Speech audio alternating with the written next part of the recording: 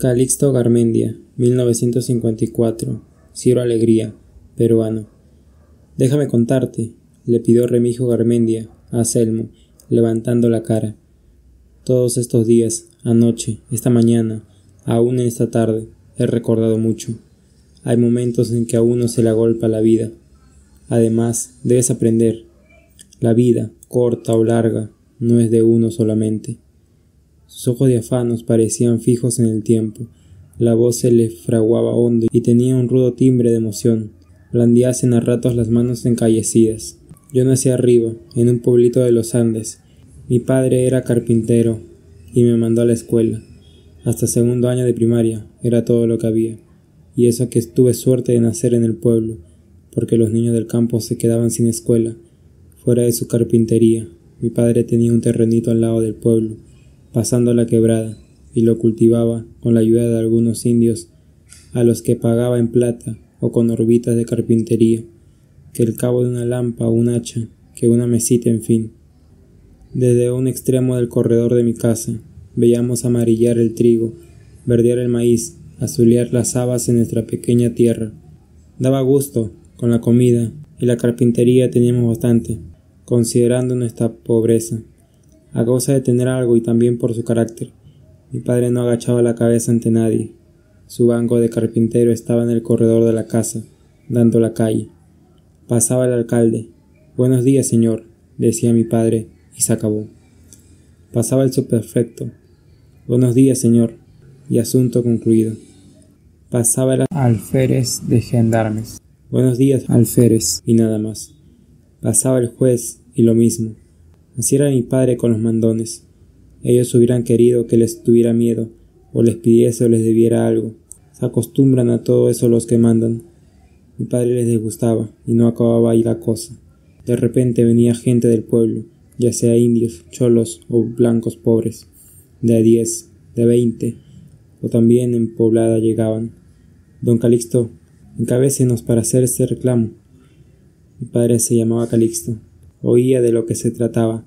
Si le parecía bien aceptada y salía a la cabeza de la gente, quedaba vivas y metía harta bulla para hacer el reclamo. Hablaba con buena palabra. A veces hacía ganar a los reclamadores y a otras perdía, pero el pueblo siempre le tenía confianza.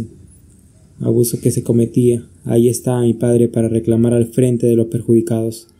Las autoridades y los ricos del pueblo, dueños de haciendas y fundos, le tenían echando el ojo para partirlo en la primera ocasión. Consideraban altanero a mi padre, y no lo dejaba tranquilos.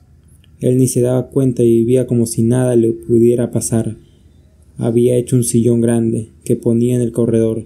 Ahí solía sentarse, por las tardes, a conversar con los amigos. «Lo que necesitamos es justicia», decía. «El día que el Perú tenga justicia, será grande». No dudaba de que la habría, y se torcía los mostachos con satisfacción predicando: «No debemos consentir abusos».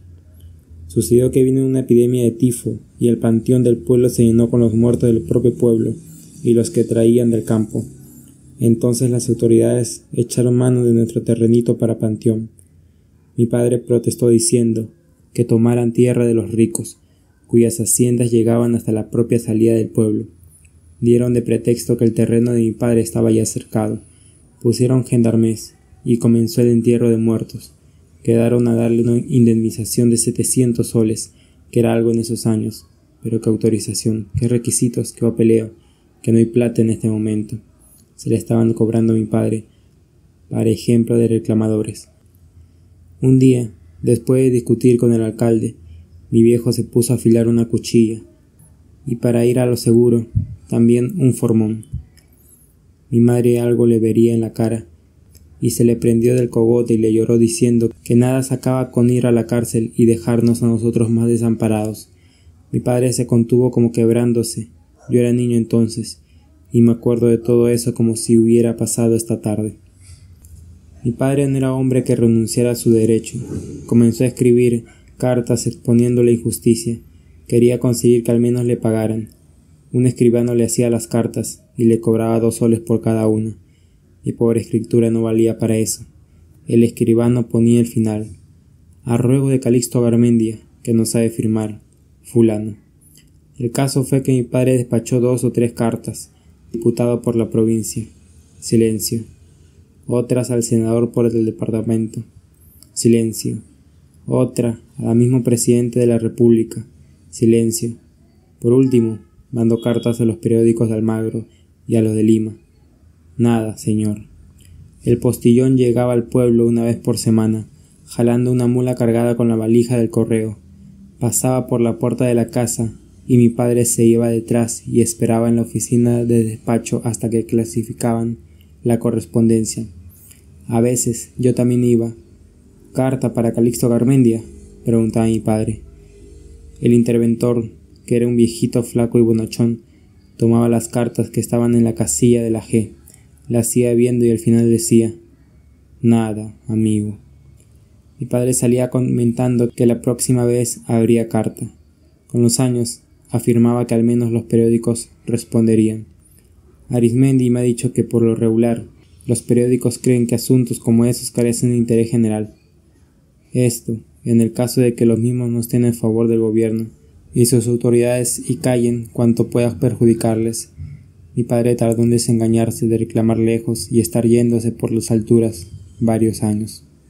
Un día, a la desesperada, fue a sembrar la parte del panteón que aún no tenía cadáveres, para afirmar su propiedad.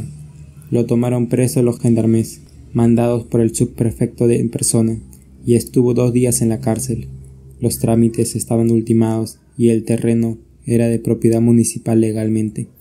Cuando mi padre iba a hablar con el síndico de gastos del municipio, el tipo abría el cajón del escritorio y decía como si ahí debiera estar la plata: no hay dinero, no hay nada ahora. Cálmate, Garmendia. Con el tiempo se te pagará. Mi padre presentó 2 recursos al juez. Le costaron 10 soles cada uno. El juez los declaró sin lugar. Mi padre ya no pensaba en afilar la cuchilla y el formón. Es triste tener que hablar así, dijo una vez, pero no me darían tiempo de matar a todos los que debían. El dinerito que mi madre había ahorrado y estaba en una ollita escondida en el terrado de la casa se fue en cartas y en papeleo. A los 6 o 7 años del despojo, mi padre se cansó hasta de cobrar. Envejecido muchos en aquellos tiempos, lo que más le dolía era el atropello. Alguna vez pensó en irse a Almagro o a Lima a reclamar, pero no tenía dinero para eso, y cayó también en cuenta de que viéndolo pobre y solo, sin influencias ni nada, no le harían caso. ¿De quién y cómo podría valerse? El terreno seguía de panteón, recibiendo muertos. Mi padre no quería ni verlo, pero cuando por casualidad llegaba a mirarlo decía: algo mío han enterrado también ahí. Crea usted en la justicia. Siempre se había ocupado de que las hicieran justicia a los demás, y al final no la había podido obtener ni para él mismo. Otras veces se quejaba de carecer de instrucción y siempre despotricaba contra los tiranos, gamonales, tagarotes y mandones. Yo fui creciendo en medio de esa lucha. A mi padre no le quedó otra cosa que su modesta carpintería. Apenas tuve fuerzas, me puse a ayudarlo en el trabajo. Era muy escaso. En este pueblito sedentario, casas nuevas se levantarían una cada 2 años. Las puertas de las otras duraban. Mesas y sillas casi nadie usaba. Los ricos del pueblo se enterraban en el cajón, pero eran pocos y no morían con frecuencia. Los indios enterraban a sus muertos envueltos en mantas sujetas con cordel, igual que aquí en la costa entierran a cualquier peón de caña, sea indio o no. La verdad era que cuando nos llegaba la noticia de un rico difunto y el encargo de un cajón, mi padre se ponía de contento. Se alegraba de tener trabajo y también de ver irse al hoyo a uno de la pandilla que los despojó. ¿A qué hombre tratado así no se le daña el corazón? Mi madre creía que no estaba bueno alegrarse debido a la muerte de un cristiano, y encomendaba el alma del finado rezando unos cuantos Padre Nuestros y Ave Marías. Duro le dábamos al serrucho, al cepillo, a la lija y a la clavada, mi padre y yo, que un cajón de muerto debe hacerse luego. Lo hacíamos por lo común de aliso y quedaba blanco. Algunos lo querían así y otros que pintaba de color caobo negro y encima charolado. De todos modos, el muerto se iba a podrir lo mismo bajo la tierra, pero aún para eso hay gustos. Una vez hubo un acontecimiento grande en mi casa y en el pueblo. Un forastero abrió una nueva tienda, que resultó mejor que las otras 4 que había. Mi viejo y yo trabajábamos 2 meses haciendo el mostrador y los andamios para los géneros y abarrotes. Se inauguró con banda de música y la gente hablaba de progreso. En mi casa hubo ropa nueva para todos. Mi padre me dio para que la gastara en lo que quisiera, así, en lo que quisiera, la mayor cantidad de plata que había visto en mis manos, 2 soles. Con el tiempo la tienda no hizo otra cosa que mermar el negocio de las otras 4. Nuestra ropa envejeció y todo fue olvidado. Lo único bueno fue que yo gasté los 2 soles en una muchacha llamada Eutimia, así era el nombre, que una noche se dejó coger entre los alisos de la quebrada. Eso me duró. En adelante no me cobró ya nada, y si antes me recibió los 2 soles, fue de pobre que era. En la carpintería las cosas siguieron como siempre. A veces hacíamos un baúl o una mesita o 2 o 3 sillas en un mes. Como siempre, es un decir. Mi padre trabajaba a disgusto. Antes lo había visto yo gozarse puliendo y charolando cualquier obrita y le quedaba muy vistosa. Después ya no le importó y como que salía del paso con un poco de lija, hasta que al fin llegaba el encargo de otro cajón de muerto, que era plato fuerte. Cobrábamos generalmente 10 soles. Dele otra vez a alegrarse a mi padre, que solía decir: se fregó otro bandido, 10 soles. Y a trabajar duro él y yo, y a rezar mi madre y a sentir alivio hasta por las virutas. Pero ahí acababa todo. ¿Eso es vida? Como muchacho que era, me disgustaba que en esa vida estuviera mezclada tanto la muerte. La cosa fue más triste cada vez.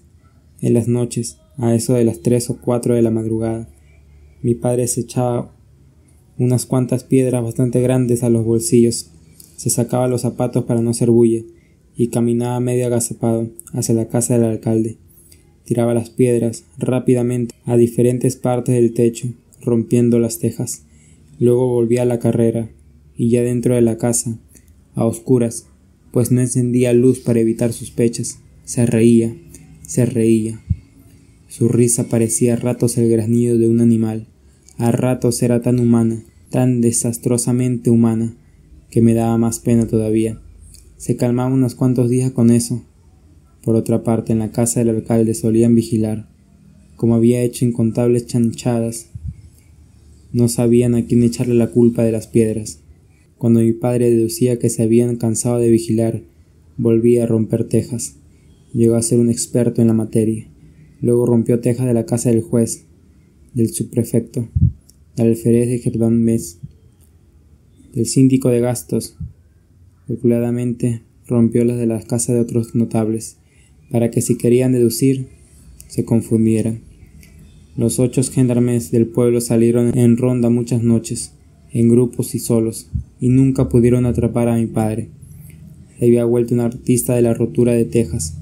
De mañana salía a pasear por el pueblo para darse el gusto de ver que los sirvientes de las casas que atacaba subían con tejas nuevas a reemplazar las rotas.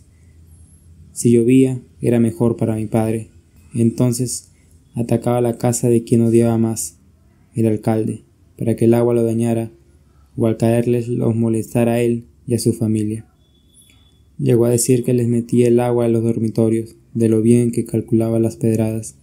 Era poco probable que pudiese calcular tan exactamente en la oscuridad, pero él pensaba que lo hacía, por darse el gusto de pensarlo. El alcalde murió de un momento a otro. Unos decían que de un atracón de carne de chancho, y otros que de las cóleras que le daban sus enemigos. Mi padre fue llamado para que le hiciera el cajón, y me llevó a tomar las medidas con un cordel. El cadáver era grande y gordo. Había que verle la cara a mi padre contemplando el muerto. Él parecía la muerte. Cobró 50 soles, adelantados, uno sobre otro, como le reclamaron el precio. Dijo que el cajón tenía que ser muy grande, pues el cadáver también lo era, y además gordo, lo cual demostraba que el alcalde comió bien. Hicimos el cajón a la diabla.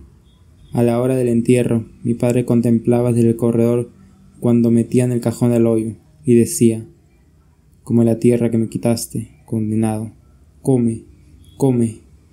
Y reía con esa su risa horrible. En adelante dio preferencia en la rotura de tejas a la casa del juez y decía que esperaba verlo entrar al hoyo también, lo mismo que a los otros mandones. Su vida era odiar y pensar en la muerte. Mi madre se consolaba rezando. Yo, tomando Eutimia en el alisar de la quebrada, pero me dolía muy hondo que hubieran derrumbado hacia mi padre. Antes de que lo despojaran, su vida era amar a su mujer y a su hijo, servir a sus amigos y defender a quien lo necesitara. Quería su patria, a fuerza de injusticia y desamparo. Lo habían derrumbado. Mi madre le dio esperanza con el nuevo alcalde. Fue como si mi padre sanara de pronto. Eso duró 2 días. El nuevo alcalde le dijo también que no había plata para pagarle. Además, que abusó cobrando 50 soles por un cajón de muerto y que era un agitador del pueblo. Como se lo quisiera tomar. Esto ya no tenía ni apariencia de verdad. Hacía años que las gentes, sabiendo a mi padre en desgracia con las autoridades, no iban por la casa para que las defendiera. Con este motivo, ni se asomaban. Mi padre le gritó al nuevo alcalde. Se puso furioso y lo metieron 15 días en la cárcel, por desacato. Cuando salió, le aconsejaron que fuera con mi madre a darle satisfacciones al alcalde, que le lloraban ambos y le suplicaran el pago. Mi padre se puso a clamar: «¡Eso nunca! ¿Por qué quieren humillarme? La justicia no es limosna. ¡Pido justicia!». Al poco tiempo, mi padre murió.